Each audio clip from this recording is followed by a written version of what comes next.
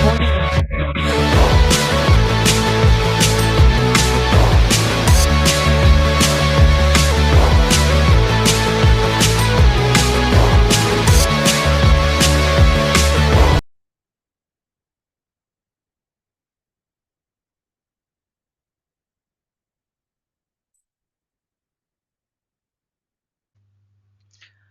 Sir. உங்கள மறுபடியும் சந்திக்கிறதுல ரொம்ப சந்தோஷம். இந்த பிக் பாஸ் ரியாலிட்டி ஷோ இது ஏற்கனவே ரொம்ப பாப்புலரான ஒரு ப்ரோகிராம்னு நம்ம எல்லாருக்குமே தெரியும். ஆனா உங்களுக்கும் தெரிஞ்சிருக்கும், சில வாரங்களா இந்த சீசன் 9 பத்தி நெகட்டிவா பரவலா பேசுறாங்க. சோஷியல் மீடியா எல்லாம் ஒரே கொண்டாட்டமா தான் இருக்கு. மீம் கன்டென்ட்டுக்கெல்லாம் பஞ்சமே இல்ல. இது ஒரு சிக்கலான தலைப்பு தான். ஆனா ஒரு 5 நிமிஷத்துலயோ, 10 நிமிஷத்துலயோ மேலெழுந்த வாரியா இது பேச முடியாதுன்னு நெனைக்கிறேன். நீங்க ஒரு சர்டிஃபைட் லைஃப் கோச்சா இருக்கிறீங்க. அதனால இன்னைக்கு இத பத்தி குறிப்பா ஒரு சமூக ரீதியாவும், ஒரு உளவியல் ரீதியாவும் பேசலான்னு இருக்கேன். முதல்ல இந்த பிக் பாஸ் ப்ரோகிராமோட பின்னணி, அப்புறம் அடிப்படை நோக்கம் என்ன? ஒரு என்டர்டெயின்மென்ட் ப்ரோகிராம்ன்றத தாண்டி. பிக் பாஸ்ன்றது கேமராக்கள், முரண்பாடுகள், அதாவது கான்ஃப்ளிக்ட்ஸ், அப்புறம் கன்ஃபெஷன் ரூம். இந்த மூணையும் அடிப்படையாக வச்சு செய்யப்படுற ஒரு சமூக பரிசோதனை, அதாவது சோஷியல் எக்ஸ்பெரிமெண்ட் மாதிரி ஒரு ரியாலிட்டி ஷோ. ஒரு சோஷியல் லெபார்டரின்னு கூட சொல்லலாம். இது முதல்ல நெதர்லாண்டில் பிக் பிரதர்ன்ற பேரில் 1999 ஒளிபரப்பாச்சு. அங்கே மக்களை ஒரே வீட்டில் தங்க வச்சு ஃபுல் டைம் கேமரா மானிட்டரில் அவங்களோட உணர்ச்சி எதிர்வினைகள், அதாவது இமோஷனல் ரியாக்ஷன்ஸ் எல்லாம் கேப்சர் பண்ணாங்க. அதுலேருந்து இந்தியா, சைனா, யூகே, யூஎஸ், இப்படி நிறைய நாடுகளுக்கு லோக்கல் வெர்ஷனில் பண்ண ஆரம்பித்தாங்க. இந்த ஷோ இவ்ளோ தூரம் பாப்புலர் ஆனதுக்கு என்ன காரணம்னு நினைக்கிறீங்க? சிம்பிளாக சொல்லணும்னா, அந்த வாயிரசம்னு சொல்லப்படுற ஒரு பாலினம் சார்ந்த உணர்வு கலந்த பார்வை மோகம், அப்புறம் ட்ராமா, ஃபீலிங்ஸு, அப்புறம் தொடர்பு தன்மைன்னு சொல்கிறேன், அந்த ரிலேட்டபிலிட்டி. இது எப்படின்னா, அங்கே நடக்கிற விஷயங்க, குறிப்பாக சண்டை சச்சரவுகள், காசிப்பிங்கிற இந்த கிசு அப்புறம் பேசுறது, லவ் ட்ராக், இதெல்லாம் மக்களோட அன்றாட வாழ்க்கையோட ஏதோ ஒரு வகையில் தொடர்பு இருக்கிறதுனால இந்த ஷோ மக்களை வந்து திரும்பி திரும்பி பார்க்க வைக்குது. அப்புறம் கூடுதலாக ஒரு விஷயம் என்னென்னா, இந்த டாஸ்க் மூலமாக பார்ட்டிசிபென்ட்ஸ் மனசில் ஒரு போட்டி மனப்பான்மையை உருவாக்குறாங்க. மக்களும் கிரிக்கெட்டை பார்க்குற மாதிரி அந்த இன்ட்ரெஸ்டாக பார்க்க ஆரம்பிச்சிடுறாங்க. பிரபலமான நடிகர்கள் கமல்ஹாசன், கொஞ்ச நாளில் வந்த சிம்பு, இப்போ நடத்துகிற விஜய் சேதுபதி, இவங்களோட ஆங்கரிங், கடைசியில் நமக்கெல்லாம் தெரியும் ஓட்டிங், எலிமினேஷன் இதெல்லாம். ஆக இந்த ஷோ வந்து ஒரு சுவாரஸ்யமாக மக்களால் பார்க்கப்படுறதுக்கும் ரசிக்கப்படுறதுக்கும் இதெல்லாம் தான் காரணம். மொத்தத்தில் இது எல்லாமே ஒரு கமர்ஷியல் ஃபார்முலா தான். இந்த கண்டஸ்டன்ட்ஸ் எல்லாம் எப்படி தேர்வு செய்றாங்க? பாப்புலர் ஆனவங்க, திறமை இருக்கிறவங்க, சீக்கிரமா முன்னுக்கு வரணும்னு ஆசைப்படுறவங்க, இப்படி ஏதாவது வரைமுறைகள் இருக்கும் இல்லையா? நீங்கள் சொல்கிறது சரி. ஒரு ஆங்கில நேர்காணலில் வந்து பிக் பாஸ் நிகழ்ச்சியோட சம்மந்தப்பட்ட ஒரு உயர் அதிகாரி ஒருத்தர் சொன்ன விஷயம் என்னென்னா, ப்ரொடியூசர்ஸ் வந்து முக்கியமாக சில க்ரைட்டீரியாவை ரொம்ப சீரியஸாக ஃபாலோ பண்ணுறாங்க. ஏன்னா பல கோடி பணம் முதலீட்டில் புரள்ற நிகழ்ச்சின்னு நமக்கெல்லாம் தெரியும் இல்லையா? முதல்ல ஒரு நல்லா பேச தெரிஞ்சு முரண்பாடுகளை நேரடியாக சமாளிக்கக்கூடிய நபர்கள், அதாவது சோஷியபிள் அண்ட் கான்ஃப்ளிக்டிங் பர்சனாலிட்டி, இந்த மாதிரி ஆளுங்களை தேடுறாங்க. உதாரணமாக நம்ம இப்போ பார்க்குற இந்த பாரு மாதிரி, அப்புறம் இதுக்கு முன்னாடி பார்த்தா காயத்ரி, இதெல்லாம் ஒரு உதாரணமாக சொல்கிறேன். அப்புறம் கேமராக்கேற்ற ஒரு முகம் இருக்கணும், அதாவது கேமரா ஃப்ரெண்ட்லி ஃபேஸ். அப்புறம் இமோஷனல் வல்னரபிலிட்டியாக இருக்கிறவங்க, அதாவது உணர்ச்சி பாதிப்புக்கு அடிக்கடி தள்ளப்படுறவங்க. ஏன்னா டிஆர்பின்னு சொல்கிற இந்த டார்கெட் ரேட்டிங் பாயிண்ட்டுக்கு இதெல்லாம் ரொம்ப முக்கியம் இல்லையா? அடுத்தது அவங்களுக்கு ஃபேன்ஸ் ஏற்கனவே இருக்கணும். அப்புறம் கான்ட்ரவர்சி, அப்புறம் ஹிஸ்ட்ரி லிஸ்ட்டில் அவங்க பேர் இருந்தால் ப்ரொடியூசருக்கு ஜாக்பாட் தான். சரி, பிக் பாஸ் நிர்வாகம் ஒரு ஆஃபர் குடுக்குறப்போ, கண்டஸ்டன்ட்ஸ் எந்த மாதிரி எதிர்பார்ப்புகளோட உள்ள வராங்க? நீங்கள் பார்த்துருப்பீங்க, இந்த ஆங்கர்ஸ் வந்து அவங்கள இன்ட்ரடியூஸ் பண்ணுறப்போ பொதுவாக எல்லாரும் சொல்கிறது என்னென்னா, என்னை பற்றி நான் சரியாக புரிஞ்சுக்கணும், நான் நானாக இருக்கிறது எப்படின்னு கற்றுக்க போகிறேன், இதெல்லாம் உண்மையாக இருக்குன்னு நான் நம்பலைங்க. ஏன்னா நாம தான் பார்க்குறவன் அவங்க பிஹேவியர்ஸ் உள்ள எப்படி இருக்குன்னு. அப்புறம் வெளியே வந்த உடனே அவங்க ஷோவை பற்றி எவ்வளோ நெகட்டிவாக பேசுகிறாங்கன்னு. எல்லா எல்லாருக்கும் வர்றதுக்கு முக்கியமான காரணம் வந்து ஒரு ஷார்ட் டேர்மில் புகழ், பணம், ஆதாயம், அப்புறம் அவங்கவுங்க துறையில் முன்னேற்றத்துக்கான சந்தர்ப்பங்க. குறிப்பாக சினிமா, டிவி சீரியல்ஸு, மாடலிங், அப்புறம் யூடியூப் இதெல்லாம். ஆனால் எல்லாருக்கும் அவங்க எதிர்பார்த்த நேர்மறையான ஒரு நன்மை கிடைச்சதான்னா அது ஒரு கேள்விக்குறி தான். ஷோலேருந்து வெளியே வந்ததுக்கப்புறம் பல பேர் இதை இன்டர்வியூவில் சொல்லியிருக்காங்களே. வையாபுரி இந்த ஷோவுக்கு அப்புறம் எனக்கு எந்த ஒரு பெரிய வாய்ப்பும் கிடைக்கலன்னு சொல்லியிருக்காரு. சமீபத்தில் தான் தக் லைஃப்பில் அவருக்கு சின்ன ரோல் கிடச்சிது, அதுவும் கமல் புண்ணியத்தில். ஒரு கஞ்சாப் கருப்பு இந்த மாதிரி ஆளுங்கள்லாம் நம்மளை பார்க்க முடியுது இல்லையா அதுக்கப்புறம். சரிங்க சார். ஒரு பொதுவான கேள்வி. இந்த ஷோவை பார்க்கறது மக்களுக்கு நல்லதா கெட்டதா? அது அவங்கவுங்க பார்க்குற கண்ணோட்டத்தை பொறுத்தது, அப்படி தான் சொல்லணும். டாக்டர் ஷாலினி உங்களுக்கு தெரிஞ்சிருக்கு இல்லையா, மனோதத்துவ டாக்டர். ஒரு பேட்டியில் வந்து இந்த ஷோ வந்து கடுமையாக விமர்சித்திருந்தாங்க. இதில் வந்து கண்டஸ்டன்ஸ் மட்டும் இல்லாமல் பார்க்குறவங்களும் கூட ஒரு ஒரு விதத்தில் மன ரீதியில் பாதிக்கப்படுறாங்கன்றது அவங்களோட கருத்து. ஒரு பாட்டை வந்து நம்ம ரசித்து கேட்குறோன்னா அதுக்கு பல காரணங்கள் இருக்கலாம் இல்லையா. அதனோட இசையமைப்பு, பாடுறவங்களோட குரல் வளம், அப்புறம் பாட்டோட கருத்துக்கள், கவித்துவம், அப்புறம் பாடுறவங்களுக்கும் உங்களுக்கு இருக்கிற ஒரு இமோஷனல் பாண்டிங், இதில் எது வேணாலும் இருக்கலாம் இல்லையா. இது எல்லா பொழுதுபோக்கு நிகழ்ச்சிகளும் கூட பொருந்தும். இது ஒரு சோஷியல் எக்ஸ்பெரிமெண்ட் லெபார்ட்டரின்னு தான் அறிமுகம் செஞ்சாங்க, நம்ம ஏற்கனவே பார்த்தோம்.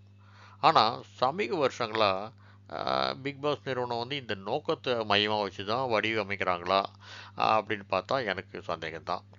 எல்லாமே டிஆர்பியை சுற்றி தான் நடக்குது. அவங்களுக்கும் வேறு வழி இல்லை. கமர்ஷியல் ஆங்கிளில் அவங்க பல விஷயங்களை சமரசம் செய்கிறாங்கன்னு தான் தோணுது.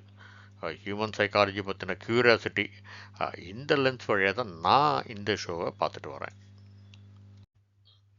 அப்போ எந்த கண்ணோட்டத்துல மக்கள் இந்த ஷோவை பார்க்கறாங்களோ அதை பொறுத்து தான் அது அவங்களுக்கு நல்லதா கெட்டதா அமையும்னு எடுத்துக்கலாமா? பொதுவா எல்லாருமே ஒரு பொழுதுபோக்கு அம்சமா தான் இதை பார்க்கறாங்கன்னு நான் நினைக்கிறேன். அதை தவிர அவங்க இந்த ஷோவை எப்படி பார்த்தா நல்லதுன்னு நீங்க நினைக்கிறீங்க? வேற விதமா சொல்லணும்னா எப்படி பார்த்தா கெடுதல் விளைவிக்காதுன்னு நினைக்கிறீங்க? இந்த கேள்விக்கான விடையை வந்து நம்ம கடைசியாக பார்க்கலான்னு நினைக்கிறேன். முதல்ல நாம் இந்த கண்டஸ்டன்ட்லாம் ஏன் இப்படி நடந்துக்கிறாங்க உடல் ரீதியாக பார்க்கலாம். யோசிச்சு பாருங்கள்.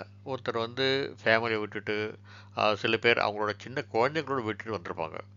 சில நேரங்களில் இது வரைக்கும் பழக்கத்திலே இல்லாத மக்களோட 4 சுவருக்குள்ளே பழக வேண்டிய நிர்பந்தம். அப்புறம் அவங்க வீட்டுக்குள்ளேயே செய்யாத சில வேலையெல்லாம் இங்கே செய்ய வேண்டியது இருக்கும். அப்புறம் உலக விஷயமே பற்றி அவங்களுக்கு தெரிய போகிறதில்ல. நேரத்தை கூட உறுதியாக சொல்ல முடியாது. கடுமையான டாஸ்க்லாம் பண்ண வேண்டியது இருக்கும். செல்ஃபோன் உடம்போட ஒரு உறுப்பு போல் வாழ்ந்துட்டு இருக்கிற ஜென், ஜி தலைமுறை மக்கள், ஆஹ், அது இல்லாத ஒரு நிலைமையை வெளியே இருக்க நம்மளால ஜீர்ணிக்க முடியல இல்லையா. இப்படிப்பட்ட சூழ்நிலையில் அவங்களோட மனநிலைமையை கற்பனை செஞ்சு பாருங்கள். விளைவு தனிமைப்படுத்தப்படுதல், அதாவது ஐசோலேஷன் சிண்ட்ரோம். ஒரு பிரச்சனைன்னு வந்தால் அவங்களுக்கு சப்போர்ட் பண்ண வேறு யாருமே இருக்க மாட்டாங்க அவங்கள தவிர இல்லையா. அவுட்சைடர் யாரும் வர மாட்டாங்க. அவங்களே தானே சமாளிக்கணும். இதுக்கான திறமை இல்லாதவங்க ஒரு விதமான மன உளைச்சலுக்கு தள்ளப்படுறாங்க. அதே சமயத்தில் நீங்கள் பார்த்துருப்பீங்க, நாட்டுப்புற நாடக நடிகை, நகர்ப்புற வாழ்க்கைக்கு கொஞ்சம் கூட அடாப்ட் ஆகாத, இங்கிலீஷே தெரியாத 5வது சீசனில் வந்த தாமரை, எப்படியெல்லாம் ஸ்ட்ரகிள் பண்ணி ரொம்பவும் பாப்புலரான ஆங்கரான பிரியங்காவே அழ வச்சாங்க இல்லையா.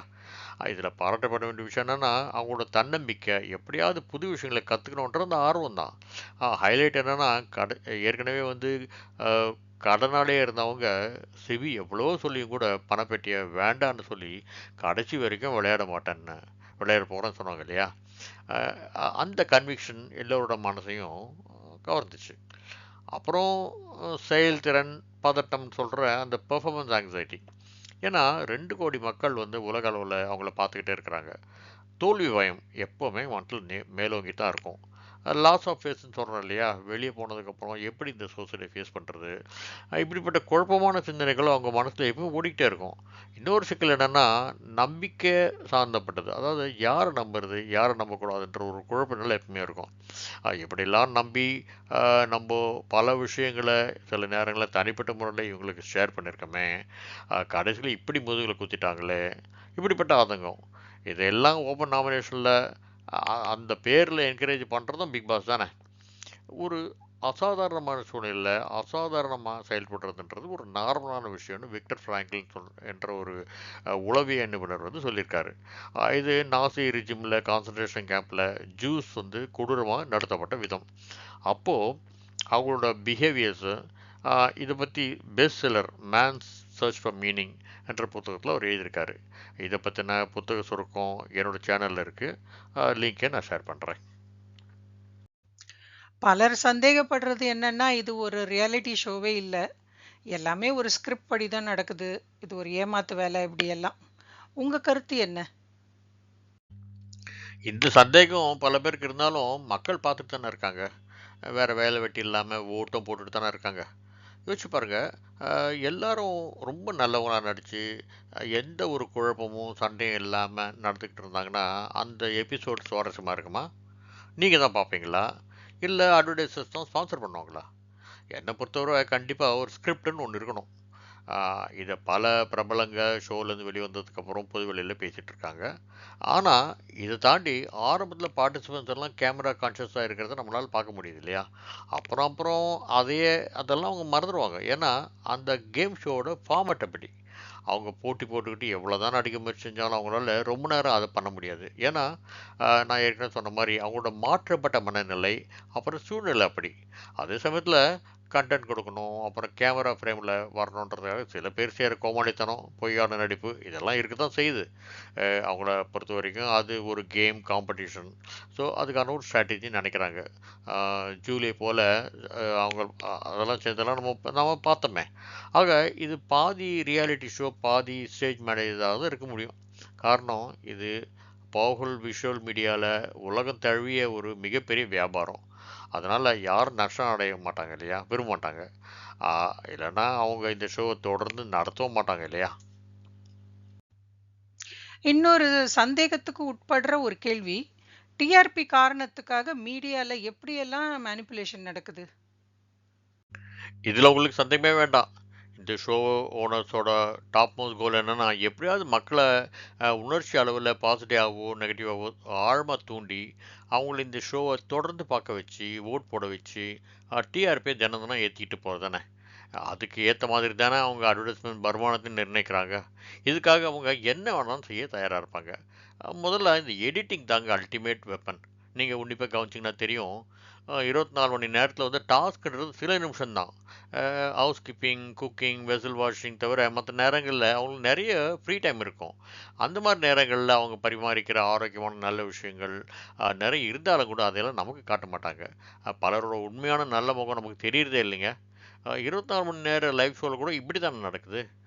அவங்க ஃபோக்கஸ் பண்ணுறது என்னென்னா அங்கங்கே நடக்கிற சில நகைச்சுவை விஷயங்க, பெரும்பாலும் புறம் பேசுகிற இடங்க, அப்புறம் சண்டை போடுற காட்சிகளாக தான். இதுதான் நாம் பார்க்குறோம். உண்மையில் அவங்க இப்படி எடிட் பண்ணி காட்டாததுக்கு காரணம் கூட நாம் அடுத்தவங்க சண்டை விரும்பி பார்க்குறதுனா தானே. சில நீங்கள் பார்த்தீங்கன்னா கேமரா ஆங்கிள் சேஞ்ச் பண்ணி ஃபைட்டெல்லாம் பெருசாக காட்டுவாங்க. ப்ரொமோ கிளிப்ஸில் கூட எப்போவுமே மிஸ்லீடிங்காக தான் இருக்கும் இல்லையா. அதுதாங்க டிஆர்பி சைக்காலஜி. வி ரியாக்ட் ஃபாஸ்டாக டு நெகட்டிவ் எமோஷன்ஸ். இதை தயாரிப்பாளர்கள் சாமர்த்தியமாக அவங்க உபயோகத்துக்கு பயன்படுத்திக்கிறாங்க. மேனிப்புலேஷன் பற்றி பேசுகிறப்போ இந்த ஓட்டிங் முறை எந்த அளவுக்கு நம்பகத்தன்மையாக இருக்குது யாருக்குமே தெரியாது. ரித்விகா வின் பண்ணப்போ நமக்கு வராத சந்தேகம் அசீம் வின் பண்ணப்போ ஏன் வருது? அப்போது இன்றைய இளைய சமுதாயம் வந்து அசீமை ஒரு ரோல் மாடலாக நினச்சி இன்ஃப்ளூயன்ஸ் ஆனால் பிக் பாஸ் பார்வையிலும் சரி, பார்வையாளர்கள் கோணத்திலையும் சரி, டிஆர்பிக்கு எந்தெந்த விஷயங்கள்லாம் காரணமா இருக்கு? இந்த டிஆர்பி எப்படி வேலை செய்யுதுன்னா, கண்டஸ்டன்ட் அடிக்கடி அழறது, அப்படியே அழனாலும் அவங்கள எப்படியாவது டாஸ்க் கொடுத்து பிக் பாஸ் அழ வச்சுருவார். இதனோட விளைவு மக்கள் மத்தியில் உடனடி பரிதாப உணர்ச்சியோட தாக்கம். அப்புறம் வந்து சீக்கிரட்டாக அவங்க பேசிக்கிற விஷயங்கள் இதெல்லாம் ரொம்ப க்ளோஸ்அப்பில் காட்டுவாங்க. சில இடங்களில் பார்த்தீங்கன்னா பீப் சவுண்டு கூட போடுவாங்க, இல்லை சவுண்டை மியூட் பண்ணி உங்களோட ஆர்வத்தை தூண்டுவாங்க. அப்புறம் ஹோஸ்டோட ஆங்கிரி ஸ்பீச்சு, கோவத்தோட உச்சத்துக்காக எடிட்டர் வந்து எப்போவுமே கண் மூடாமல் காத்துக்கிட்டு இருப்பார். இதை தவிர இவெக்ஷனோட ஷாக்கு லைவாக காட்டுறதுக்கு முன்னாலேயே இது யூடியூப்பில் பெரும்பாலும் வந்துடும். இருந்தாலும் இதை முன்னாடியே பார்க்காதவங்களுக்கு ஒரு சர்ப்ரைஸ் இல்லை ஷாக்காக கூட இருக்கலாம். ஆனால் கண்டஸ்டண்ட்டுக்கு இந்த எவிஷன் ரிசல்ட்ஸ் முன்னாடியே தெரிய வாய்ப்பில்லை. அப்புறம் இருக்கவே இருக்கு லவ் ட்ராக். இதெல்லாம் பல நேரங்களில் ஏற்கனவே பிக் பாஸ் ஃபார்மேட் படி பிளான் பண்ணப்பட்டாலும் பொருத்தமான சமயங்களில் வந்து பார்ட்டிசிபெண்ட்ஸோட பிஹேவியரை அடிப்படையாக வச்சு தன்னிச்சையாக அந்தந்த நேரத்தில் யதார்த்தமாக கூட பிளான் பண்ணுறாங்க. All are plan spontaneously but within the Bigg Boss framework. Love track இதை பற்றி தான் நான் யோசிச்சுட்டு இருந்தேன். இது ஒரு பியோர் லவ்வா இல்லை ஃபேக்கா, ஜஸ்ட் கண்டென்ட் கொடுக்கறதுக்காக ஒரு ஆக்டிங்கா, இதில் உளவியல் பின்னணி ஏதாவது இருக்குதா? இது ஒரு முக்கியமான கேள்வி. பிக் பாஸ் ஹவுஸே பார்த்தீங்கன்னா ஒரு இமோஷனல் ட்ரெஸ் இருக்கிற மாதிரி தான். இதில் வந்து 100% அன்பும் இல்லை, 100% ஆக்டிங்கும் இல்லை. இது வந்து ஒரு கன்ஃபியூஸ் கெமிஸ்ட்ரி. நம்ம ஏற்கனவே வீடியோ பார்த்துருக்குறோம் இல்லையா, அங்கே இருக்கிற அசாதாரணமான ஒரு சூழ்நிலை பற்றி. கேமராஸ் 24/7 இருந்துகிட்டே இருக்குது, ஆன்லேயே இருக்குது. தீவிரமான இமோஷனல் ஒலாட்டிலிட்டின்னு சொல்கிறது ஒரு நிலையற்ற மனநிலை, அப்புறம் மூட் ஸ்விங்ஸு, அப்புறம் ப்ரைவசி ஜீரோ. இப்படிப்பட்ட சூழ்நிலையில் பிரெயின் வந்து 3 விதமான கெமிக்கல் ரிலீஸ் பண்ணுது. ஒன்று வந்து டொபமைன், இது வந்து ப்ளஷர் சிக்னலில் கொடுக்குது. ரெண்டாவது ஆக்சிடோசின், இது வந்து ஃபிசிக்கல் டச்சால் வர்றது, இது வந்து ஒரு பாண்டிங் ஹார்மோன். மூணாவது கார்டிசோல்னு சொல்கிற ஒரு ஸ்ட்ரெஸ் ஹார்மோன். இந்த 3 ஒன்றா சேர்ந்து மிக்ஸ் ஆகிறப்போ உணர்ச்சி வந்து தவற டீகோட் ஆகிடுது பிரெயினில். அதாவது அந்த கம்ஃபர்ட் அனுபவத்தை வந்து ஒரு சூடோ லவ் ரெஸ்பான்ஸ் உணர்வாக மாற்றிக்கிட்டு பிரெயின் கன்ஃபியூஸ் ஆகுது. ஸோ இந்த மாதிரி நேரங்களில் வந்து ஒரு காயத்துக்கு மருந்து போடுற மாதிரி யாராவது ஆறுதல் சொல்கிறப்போ அவங்க வந்து தன்னை மீறி உடல் ரீதியாகவும் மனதிரியாகவும் ஒருவருக்கு ஒருவர் ஈர்க்கப்படுறாங்க. ஒரு சின்ன சிக்னல் இல்லை, ஒரு ஸ்பார்க் போதும். ஒரு நல்ல நட்பு வேகமாக ரொமான்ஸாக மாற வாய்ப்புகள் அதிகம். சில பேருக்கு இது ரியல் பாண்டிங் அமையுது. ஆனால் சிலர் வந்து இதை ஒரு சர்வைவல் ஸ்ட்ராட்டஜியாக மாற்றி கேம் விளையாடுறாங்க. கேமில் வந்து ஒரு கப்புள் ஆங்கிள் இருந்தால் கேமரா ஃப்ரெண்ட்லி ஆகி அதிகமாக ஸ்க்ரீன் டைம் கிடைக்கும், அப்புறம் அடிக்கடி ஸ்க்ரீனில் வரலாம், அதனால் வந்து ஓட்டு வரும், இப்படிலாம் அவங்க நம்புகிறாங்க. ஆர்கனைசர்ஸ் கூட இதை நேரடியாக என்கரேஜ் பண்ணுறாங்க டிஆர்பிக்காக. ஷோ முடிஞ்சதுக்கப்புறம் அவங்க அந்த ஜோடி என்ன நடக்குது, ஜோடிக்கு என்ன நடக்குது, பல நேரங்களில் பார்த்தீங்கன்னா கேமரா ஆஃப் ஆனாலும் கெமிஸ்ட்ரி கூல் ஆகுது. புது வெளியில் வர வரைக்கும் நமக்கு என்ன நடக்குதுன்னு யாருக்குமே தெரியாது இல்லையா. சில பேர் பிரேக் ஆகிடுறாங்க. உதாரணத்துக்கு வந்து கவின் லோஸ்லியா, அந்த பாண்டிங் வந்து வியூஎஸ்க்கு ஒரு பியூர் லவ் மாதிரி தெரிஞ்சுது. ஆனால் கிரிட்டிக்ஸ் வந்து அது ஒரு ஸ்ட்ராட்டஜிக் அலையன்ஸாக சொன்னாங்க. ரெண்டு பேரும் ரெண்டு பேருக்கு ஸ்க்ரீன் டைம் அதிகமாகி ஃபேன் பேஸும் இன்க்ரீஸ் ஆச்சு. ஷோவுக்கு அப்புறம் அந்த ரிலேஷன்ஷிப்பு ஃபேட் ஆகிடுது. ஆனால் ஆடியன்ஸ் மனசில் அந்த மெமரி இன்னும் ஹோல்ட் ஆகிட்டு தான் இருக்குது. இதுதான் வந்து இமோஷனல் ரெசிடியூன்னு சொல்கிறாங்க. அது வந்து வியூஸ் பிரெயினில் வந்து ஒரு ஐடியல் லவ் ஸ்டோரி டெம்ப்ளேட்டாக மாறிடுது. அந்த மாதிரி தாங்க ஓவியா ஆரோவோட கதையும். அந்த எக்ஸப்ஷன் வந்து அமீர் பாவனி, அவங்க 2 பேரும் திருமணம் செஞ்சுக்கிட்டு நமக்கு தான் தெரியுமே. ஊடக அடிப்படையில் வந்து காதல் இளைஞர்கிட்ட வந்து பொறுமையற்ற வந்து எதிர்பார்ப்புகளை உருவாக்குதுன்னு ஒரு உளவியல் என்று சொல்கிறாரு. Media based love creates impassioned expectations in youth. சரிங்க சார், இது வரைக்கும் தயாரிப்பாளர்கள் அப்புறம் கண்டஸ்டன்ட் ஆங்கிளில் பிக் பாஸ் ஷோவை பற்றி அனலைஸ் பண்ணி பார்த்தோம். இப்போது பார்வையாளர்கள், குறிப்பாக இன்றைய ஜென்ஜி இல்லை ஜென் ஆல்ஃபா இளைய தலைமுறை மக்களுக்கு இந்த ஷோ எந்த விதத்தில் ஒரு தாக்கத்தை ஏற்படுத்துதுன்னு நினைக்கிறீங்க? பார்வையாளர்களுக்கு வந்து குறிப்பாக ஜென் ஒய் அப்புறம் ஜென்சி, அதாவது 1981 2012 பிறந்த இளைஞர்களுக்கு கிடைக்கிற மெசேஜ் என்னவா இருக்க முடியும்? இது ஒரு ட்ரிக்கியான ஆடியன்ஸ் தான். திரையில் வர இன்ஸ்டன்ட் பாண்டிங், அப்புறம் பப்ளிக் அப்ரூவல், இதெல்லாம் சினிமேட்டிக் இல்யூஷனில் ஹார்மோன்களான தற்காலிகமான செயல்பாடுகள் தான். ஆனால் இது ரியல்னு ஆழ் மனசில் நம்ப ஆரம்பித்தா ஒட்டுமொத்த இளைய சமுதாயத்துக்குமே நல்லதில்லை. ஓவியா ஆர்மின்னு ஒரு விஷயம் வைரலானது நம்ம எல்லாருக்கும் தெரியும் இல்லையா. இப்போ அதை பற்றி யாரும் பேசுகிறாங்களா? எல்லாம் ஃபேட் ஆகிடுது இல்லையா. நாம் இதை வந்து ஒரு என்டர்டெயின்மெண்ட்டாக என்ஜாய் பண்ணலாம், சைக்கலாஜிக்கல் ரெஃபரன்ஸாக கூட அனலைஸ் பண்ணலாம். ஆனால் இன்ஸ்பயர் ஆகிறது சரின்னு எனக்கு தோணலை. ஆனால் ஒரு அடிக்ஷன் லெவலில் வாட்ச் பண்ணோம்னா மனசு வந்து இந்த ட்ராமா கிரேவிங் அந்த மெஷின் மாதிரி ஆகிடும். அப்புறம் எப்போவுமே மற்றவங்கள ஜட்ஜ் பண்ண ஆரம்பித்து அதுவே வந்து ஒரு நாளடைவில் ஒரு ஹேபிட்டாக மாற வாய்ப்புகள் அதிகம். பிரபல மனநல நிபுணர் டாக்டர் சமீர் பாரிக் சொல்கிறது என்னென்னா, ரியாலிட்டி ஷோஸ் வந்து எல்லாம் உணர்ச்சி பூர்வமான மிகை யதார்த்தத்தை உருவாக்குது.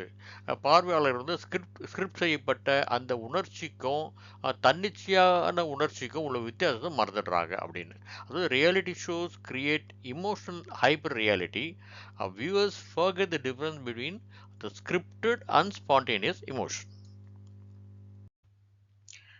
இன்னைக்கு இருக்கிற ஜென் ஒய் அப்புறம் ஜென் ஜி மக்கள் வந்து எந்தெந்த விஷயத்துல முந்தைய தலைமுறையை விட நேர்மறையாவோ எதிர்மறையாவோ மாறுபட்டு இருக்கிறதா நீங்க பாக்குறீங்க?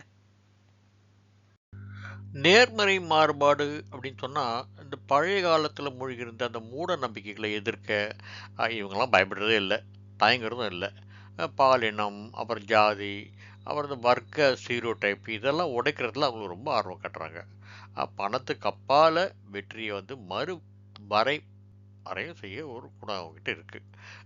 மனநிலை சுதந்திரமான ஆர்வம் உள்ள, அப்புறம் சமூக விழிப்புணர்வு, இதெல்லாம் நல்ல விஷயம்தான். ஆனால் சில எதிர்மறை குணங்க மேலோங்கி இருக்கிறது வந்து ஒரு துரதிருஷ்டமான விஷயம்தான்.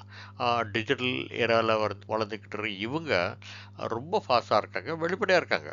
ஆனால் பெரும்பாலான நேரங்களில் ரெஸ்ட்லெஸ் ஆகிடுறாங்க. அதனால் இவங்க வந்து இந்த உடனடி மனநிறைவு அப்படின்ற அந்த இதுக்கு ஏங்குறாங்க. அதாவது தே கிரேவ் ஃபார் இன்ஸ்டன்ட் கிராட்டிஃபிகேஷன். அப்புறம் எரோடிங் வேல்யூன்னு பார்த்தா பச்சாதாபம்னு சொல்கிற அந்த எம்பத்தி, ஒரு கலெக்டிவ் ஸ்பிரிட், இதெல்லாம் இல்லாத ஒரு தன்மை. அப்புறம் எல்லா விஷயத்துலேயும் வந்து ஒரு கேஷுவல் அப்ரோச். அவங்க ரொம்ப புத்திசாலியாக இருந்தாலும் அந்த இமோஷனல் அவங்க ரொம்ப வீக்காக இருக்கிறாங்க. அதனால் அவங்களுக்கு வந்து பொறுமை, அப்புறம் அந்த மீள்தன்மைன்னு சொல்கிறோம் இல்லையா, அந்த ரெசிலன்ஸ் அது இருக்கிறது இல்லை. ஒரு சின்ன விஷயத்துக்கு கூட இடிஞ்சு போய் உட்காந்துடுறாங்க. இதில் வந்து ஸ்ட்ராங்காக இருக்கிறவங்களும் இருக்கிறாங்க, அவங்க வாழ்க்கையை நல்லா சந்தோஷமாக நடத்திட்டு தான் இருக்காங்க. ஆனால் நாம் பார்க்குறோமே இந்த மீடியாவில் எந்த மாதிரி நியூஸ்லாம் வருதுன்னு சொல்லிட்டு, ஸோ இதெல்லாம் தான் நம்ம இந்த ஷோவில் வந்து முழுமையாக இல்லைனால ஓரளவு பிரதிபலிக்குதுன்னு நான் நினைக்கிறேன். ஷோலேருந்து வெளிவந்ததுக்கப்புறம் அவங்க சீக்ரெட் நாமினேஷனில் ரெக்கார்டிங் ஆன விஷயங்கள்லாம் பார்க்குறப்போ, இப்படி ஒரு க்ளோஸ் ஃப்ரெண்டாக மென்டராக நினச்சி நம்ம ஷோவில் அப்படி பழங்கள்லாம் இப்படி நம்மளை போட்டு கொடுத்து கேவலமாக பேசியிருக்காங்க. இப்படிப்பட்ட மக்கள்கிட்ட போய் நம்ம தனிப்பட்ட முறையில் ப்ரைவேட்டான விஷயங்களெல்லாம் ஷேர் பண்ணியிருக்கோம். இந்த மாதிரி எண்ணங்கள்லாம் அவங்க மனசில் பல நாள் ஓட்டிகிட்டு தான் இருக்கும். நிறைய பேர் இதை வந்து ஓப்பனாக மீடியாவில் சொல்லியிருக்கிறாங்க. யார் முதல்ல யார் குத்துறாங்கன்னு போன சண்டே வீக்கான பிரவீன் பேசுனதை நீங்கள் பார்த்தா புரியும். இதில் 2 விஷயம் இருக்குங்க. ஒன்று, அவங்க வந்து இந்த உலகமே இப்படி தான், நம்ம தான் கேர்ஃபுல்லாக இருக்கணும் அப்படின்னு நினைக்கிற ஒரு மனத்தெளிவு. 2வது, இந்த மன உளைச்சலுக்கு போய் வாழ்க்கை பயணத்தில் தடம் மாறி பல வருஷம் பின்னாடி போய் தோல்வி அடைஞ்சவங்களும் இருக்காங்க. இப்போ ரொம்பவும் முக்கியமான ஒரு கேள்வி. பிக் பாஸ் ஷோ பத்தி அப்பப்போ ஒவ்வொரு சீசன்லயும் ஏதாவது சில எதிர்மறை விமர்சனங்கள் வந்துட்டே தான் இருக்கு. ஆனா ஒரு விதத்துல இந்த நெகட்டிவ் பப்ளிசிட்டியை தொடர்ந்து ஒளிபரப்பாவதற்கு தயாரிப்பாளர்களுக்கு உதவுது. ஆனா நீங்க பார்த்திருப்பீங்க, சமீப காலமா குறிப்பா இந்த சீசன் 9 பத்தி கடுமையான விமர்சனங்க, மீம்ஸ் எல்லாம் தொடர்ந்து வந்துட்டே தான் இருக்கு. ரீசெண்டா அசெம்பிளில கூட இதை பத்தின ஒரு விவாதம் வந்தது. ஒரு கட்சியோட மகளிர் விங்கு கூட ஒரு போராட்டம் கூட நடத்தினாங்க. இந்த ஷோ கலாச்சார சீர்கேட்டுக்கு மக்கள் நகர்த்திக்கிட்டு போகுதா, இதை பேன் பண்ண வேண்டிய நிலைமைக்கு நாம வந்துட்டோமா? நீங்க என்ன நினைக்கிறீங்க? முதல்ல இந்த கலாச்சாரம், பாரம்பரியம், அதாவது கல்ச்சுரல் ட்ரெடிஷ்னல் வேல்யூஸ் சொல்கிற அது தனி உரிமை, அது ப்ரைவசி, அப்புறம் வந்து கட்டுப்பாடு, கண்ணியம், இதெல்லாம் இந்த ஷோவால் சீரழிக்கப்படுதான்ற கேள்வி ஏன் வருது? முதல்ல இங்கே தேவையில்லாமல் கத்துறது, முதல்ல குத்துறது, ரொமான்ஸு, அப்புறம் டபுள் மீனிங் டயலாக்ஸ், அப்புறம் பேசிக் ரெஸ்பெக்ட்டு, இதெல்லாம் இல்லாதது. இது எல்லாமே ஒரு என்டர்டைன்மெண்ட் வேல்யூவாக ப்ரொஜெக்ட் பண்ணுறாங்க. ஆர்கனைஸ்ட் பாயிண்ட் ஆஃப் வியூவில் பார்த்தோம்னா இது சமூகத்துக்கான ஒரு கண்ணாடின்னு சொல்கிறாங்க. ஆனால் சிலர் கவுண்டராக என்ன சொல்கிறாங்கன்னா இது சமூகத்தை கெடுக்குதுன்னு சொல்கிறாங்க. வெஸ்டர்ன் வெர்ஷனில் பார்த்தீங்கன்னா இந்த நியூடிட்டி, அப்புறம் அக்ரெஷன், இதெல்லாம் ரொம்ப நாவல். இதெல்லாம் வந்து அவங்களுக்கு ஒரு பேச்சு பொருளாகவே இருக்கிறதில்ல. ஹிந்தி வெர்ஷனில் பார்த்தீங்கன்னா இந்த கவர்ச்சி, அப்புறம் லவுட்னஸ், இதெல்லாம் அதிகம். ஆனால் தமிழ் வெர்ஷனில் வந்து கம்பேரிட்டிவ்லி இமோஷ்னல், அதாவது மோர் ஃபேமிலி ஓரியன்ட் ட்ராமா, அந்த மாதிரி. இது வந்து ஒரு இமோஷனல் சீரியல் மாதிரி தான் இங்கே. இங்கே சில கேள்விகள் இருக்குது. முதல்ல, ஒரு கடுமையான சூழ்நிலை உருவாக்கி அதனால் ஏற்படுற அந்த கண்டஸ்டண்ட்டுகளோட இமோஷனல் டிஸ்டர்பன்ஸை வந்து ஒரு ஷோ ஓனர்ஸ் வந்து எக்ஸ்ப்ளாய்ட் பண்ணி லாபம் பண்ணுறாங்களா? அப்புறம் இந்த ஷோ நச்சு தகவல் தொடர்பு, அதாவது கம்யூனிகேஷன், அது இயல்பாக்குதா? Is Bigg Boss normalising toxic communication? இந்த அடிப்படை கேள்விகளுக்கு விடை வந்து ஆமாம் அப்படின்னா கண்டிப்பா இப்படிப்பட்ட ஷோ நமக்கு தேவையே இல்லை. இத பத்தி சமூகம் அப்புறம் உளவியல் நிபுணர்கள் என்ன சொல்றாங்க? சில பிஹேவியரல் எக்ஸ்பர்ட்ஸ் சொல்றாங்கன்னா இது வந்து மனித உளவியலின் ஒரு ஆய்வகம். மோதல், சமாளித்தல், ஈகோ, அப்புறம் ரிலேஷன்ஷிப் இதெல்லாம் வந்து நேரடியாக நம்மால் கவனிக்க முடியுது. It's a lab of human psychology. We get to observe conflict, coping, ego and bonding live. உளவியல் நிறுவனர்கள் வந்து இதை டபுள் ஏஜ் ஸ்வாட்னு சொல்கிறாங்க. பார்ட்டிசிபென்ட்ஸுக்கு விழிப்புணர்வு, அதாவது செல்ஃப் அவேர்னஸ் கூடலாம். ஆனால் ட்ராமான்னு சொல்லப்படுற அந்த அதிர்ச்சி வாய்ப்புகள் அதிகம். ரம்யா பாண்டியன் வந்து ஷோலேருந்து வெளியே வந்ததுக்கப்புறம் பல நாள் தூங்கலைன்னும் அவங்க வந்து மைண்டில் இந்த கேமரா ஆஃப் ஆகிறதுக்கு ரொம்ப நாள் ஆச்சுன்னு ஒரு பேட்டியில் சொல்லியிருந்தாங்க. வியூவர்ஸ்க்கு எம்பத்தி டெவலப் ஆகலாம், ஆனால் நிஜ வாழ்க்கையிலேருந்து உணர்ச்சி திறன் சொல்கிற அந்த சென்சிட்டிவிட்டி குறைய ஆரம்பிச்சிடும். சமூக ஆய்வாளர்கள் சொல்கிறது என்னென்னா இது வந்து சமூகத்தோட அடக்கப்பட்ட உணர்ச்சிகளோட பிரதிபலிப்பு தான் அப்படின்னு. வெளியில் பேசப்படாத, பேச முடியாத சில விஷயங்கள், உதாரணமாக கோபம், பொறாமை, அன்பு இதெல்லாம் இங்கே வெளிப்படுது. மீடியா கிரிட்டிக் சொல்கிறது நமக்கு தான் தெரியுமே, எல்லாமே டிஆர்பி தான். So TRP is a real Bigg Boss. இந்த எதிர்ப்புகளுக்கெல்லாம் காரணம் கலாச்சார சீரழிவு, verbal abuse, private discussions, romance, இதையெல்லாம் ஏன் எடிட் செய்ய முடியாதா? அப்போ பேன் பண்ணணுன்ற பேச்சு வராது இல்லையா? கண்டிப்பாக முடியும். இப்போ நீங்கள் இந்த கேள்வி கேட்டதுனால இதுக்கான விளக்கத்தை கொஞ்சம் கொஞ்சம் விவரமாக பார்ப்போம். பாஞ்சாலி தூக்கில் விரிக்கப்படுற கட்டம், அப்புறம் தர்மரோட சூதாட்ட குணம், அப்புறம் ராவணனோட கிட்னாப்பிங், வாலிவதம், அப்புறம் ராமன் வந்து சீதையை தீக்குளிக்க சொன்னது, இதை பற்றியெல்லாம் இன்றைக்கும் மேடையில் பேசப்படுது, விவாதம் நடக்கப்படுது. இதெல்லாம் வந்து காட்டப்படலைன்னா ராமாயணத்தையும் மகாபாரத்தையும் ஏன் மற்ற நிறைய புராணங்களையும் கூட நம்மளால் புரிஞ்சிக்க முடியுமா என்ன? கம்பராமாயணத்தில் கவித்துவன்ற பேரில் சொல்லப்பட்டிருக்கிற ஆபாசமான பல விஷயங்களை பொது வெளியில் பேச முடியுமா? கம்பரசம் புக்கை படித்து பாருங்கள். நம்ம பாடப்புக்கத்தில் அதெல்லாம் படிக்கலையே. ஆனால் அதையெல்லாம் ஒரு பக்கம் தள்ளி வச்சுட்டு கம்பன் கழகம் பல வருஷங்களாக ஆரோக்கியமான விவாதங்களை வெற்றிகரமாக நடத்தித்தானே வருது. இன்றைக்கி வந்து அடல்ட்ரி, அப்புறம் ஓரின திருமணம், அவங்களுக்கு சொத்து உரிமை இதெல்லாம் சட்டத்தலையே அனுமதிக்கப்பட்டிருக்கேன். நம்மோட ஹோலி புக்குன்னு கருதப்பட்ட அந்த பகவத்கீதை வந்து ரஷ்யாவில் தடை பண்ணி பல வருஷங்கள் ஆச்சு. ஆனாலும் வர்த்தக ரீதியாக நம்ம இந்தியா ரஷ்யா கூட ஒரு நல்ல உறவு பாராட்டி இணக்கமாக இருந்துட்டு தான் வருது இல்லையா? ஆக இங்கே இருக்கிற இந்த முரண்பாடுகள், இந்த டபுள் ஸ்டாண்டர்ட், ஸ்டீரியோ டைப்ஸ், இந்த பயஸ் இது எல்லாம் நமக்கு தெரியலையா, இல்லை தெரிஞ்சோ நம்ம கண்டுக்காமல் இருக்கோமா? சபைக்குன்னு வந்ததுக்கப்புறம் கெட்டதை காட்டி தானே நல்லதை எடுத்து சொல்ல முடியும். 5 நாள் பிக் பாஸ் குழந்தை கிள்ளி விடலன்னா சனி ஞாயிறு அன்னைக்கு கமலோ விஜய் சேதுபதியோ தொட்டில் ஆட்டி அறிவுரை அள்ளி வழங்க முடியுமா என்ன? அப்படி அறிவுரை அள்ளி வீசின ஒருத்தர் எப்படி சொந்த லாபத்துக்கு தன்மானத்தை அடக்கி வச்சார் நமக்கெல்லாம் தெரியும் இல்லையா? அப்போது அவரை எந்த கண்ணோட்டத்தில் மக்கள் பார்ப்பாங்க? இவங்க எல்லாம் ரோல் மாடலாக சமுதாயம் ஏற்றுக்கிட்டா என்ன ஆகும்? அது கலாச்சார சீரழிவு இல்லையா? யோசிச்சு பாருங்க. கடைசியா ஒரு கேள்வி. இந்த ஷோ இன்றைய காலகட்டத்துல பேன் பண்ண வேண்டிய ஒரு கட்டாயத்துல இருக்குதா? உங்களோட கருத்து என்ன? சில நாடுகள் வந்து மாரல் ரீசனுக்காக பேன் பண்ணியிருக்காங்க. உதாரணத்துக்கு டர்க்கி, பாகிஸ்தான், கென்யா, இதெல்லாம்.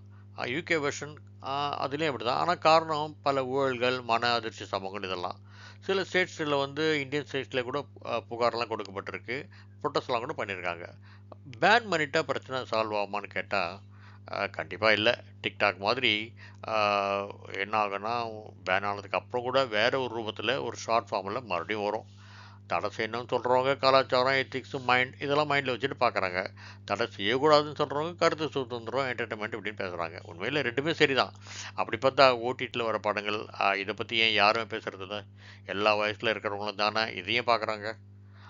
ஆன்லைன் ரம்மியை தடை பண்ணணும்னு அரசாங்கமே கேஸ் போட்டப்போ சுப்ரீம் கோர்ட்டே சொல்லிடுச்சு இது வந்து ஒரு ஸ்கில் சம்மந்தப்பட்ட கேம், அதனால் தடை செய்ய முடியாதுன்னு. அடிமையாகாமல் பொறுப்பாக விளையாட வேண்டியது உங்கள் கையில் தான் இருக்குன்னு சொல்லிடுச்சு. ஆனால் ரெஸ்ட்ரிக்ட் பண்ண முறையான வழிகாட்டுதல்கள் தேவைன்னு அதுவும் சொல்லிடுச்சு. உயிரும் உடல் நலமும் சம்மந்தப்பட்ட ஆல்கஹால், சிகரெட்டு இது எல்லாத்துக்கும் இது பொருந்தும் இல்லையா? போதை பழக்கத்துக்கு அடிமையாகாதீங்கன்னு சொல்கிறப்போ அவங்க குறிப்பிட்றது இந்த கஞ்சா, கொக்கைன் மாதிரி பொருளை தானே தவிர மது அவங்க லிஸ்ட்லேயே இல்லையே. சிகரெட்டுக்கும் சிகரெட்டுக்கும் உபயோகப்படுத்தக்கூடிய அந்த வழிமுறையை சொல்லிட்டு உடல் நலத்துக்கு கேடுன்னு தான் சொல்கிறாங்களே தவிர பான் மசாலா மாதிரி ஏன் அதோட உற்பத்தியை தயார் செய்யக்கூடாது இல்லையா?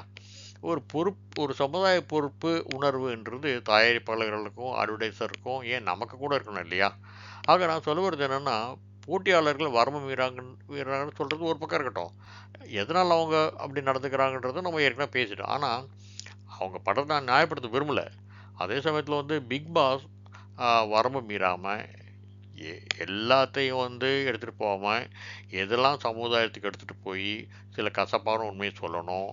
இளைய சமுதாயத்துக்கு குறிப்பாக ஜென் ஜி அப்புறம் ஜென் ஆல்ஃபா எப்படி வந்து ஒரு நேர்மறை மாற்றத்தை உருவாக்கக்கூடிய ஒரு சமுதாய பொறுப்பாக அவங்க செயல்பட்டால் இந்த ஷோவை ஓரளவு நல்ல முறையில் நடத்தலாம். அவங்க பேலன்ஸ் பண்ண வேண்டியது வியாபார நோக்கத்தையும் என்டர்டைன்மெண்ட் வேலையும் தான். இது வந்து ஒரு முள்வேலி மேலே நடக்கிற மாதிரி தான். அதை வந்து சமுதாய பொறுப்போடு அவங்க தான் செய்யணும். பேன் வேணாம், ஆனால் பேலன்ஸாக இருக்கணும். பிக் பாஸ் வந்து ஒரு ஷோ மட்டும் இல்லை, அது நம்ம சொசைட்டியோட இமோஷனல் லேப். டிஆர்பிக்காக அவங்க விளையாடுறாங்க, அவேர்னஸ்க்காக நம்ம பார்க்கணும். நம்ம யாரும் பார்க்கணுன்னு கட்டாயப்படுத்தலையே. பிக் பாஸ் முடிஞ்சது கேமரா ஆஃப் ஆகிடும், ஆனால் நம்ம மனசு ஆனாகவே இருக்கணும். நல்லது எது கெட்டது எதுன்னு தெரிஞ்சுக்கிற ஒரு மெச்சூரிட்டி இல்லாத யார் தப்பு? ஒரு காட்டில் எல்லா வகையான மிருகங்களும் தானே இருக்கும். உள்ளே போனோன்னு நினச்சதுக்கப்புறம் நாம தானே நம்மளை காப்பாற்றிக்கிறது எப்படின்னு யோசிக்கணும்.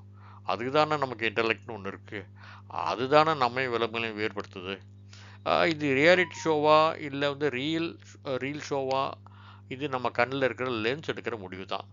நம்ம எல்லாருக்கும் ஒரு ஒரு பிக் பாஸ் ஹவுஸ் இருக்குது, அது நம்ம மனசு. ஒவ்வொரு நாளும் வந்து ஃபைட்டு, அலையன்ஸு, எலிமினேஷன், நாமினேஷன் எல்லாம் நடக்குது. ஆனால் நம்ம மனசில் ஓடுற எண்ணங்களுக்கு ஓட்டிங் எடுக்கிறது யார்? பிக் பாஸ் பார்க்கணுன்னு நினைக்கிறது தப்பு இல்லை, ஆனால் வேறு யாரோட ஸ்கிரிப்டட் லைஃப்பை பார்த்து நம்ம சொந்த ரியல் லைஃப்பை மறந்துடக்கூடாது. சிந்திப்போம், ரிஃப்ளெக்ட் பண்ணுவோம், நல்லதையே நாடுவோம். Let's live our own script. Bigg Boss ஷோவை மையமாக வச்சு சமூக உளவியல் கோணங்களில் நாம் ஒரு ஆக்கப்பூர்வமான பேட்டியை நடத்தியிருக்கோம். இந்த உரையாடல் பிக் பாஸ் ஷோவை தொடர்ந்து பார்த்துட்டு இருக்கிறவங்களுக்கும் ஏன் சமூக சிந்தனை இருக்கிற எல்லாருக்கும் ஒரு விழிப்புணர்வை கொடுக்கும்னு நம்புகிறேன். நாம் இன்னொரு தலைப்பில் மறுபடியும் சந்திப்போம். நன்றி, வணக்கம்.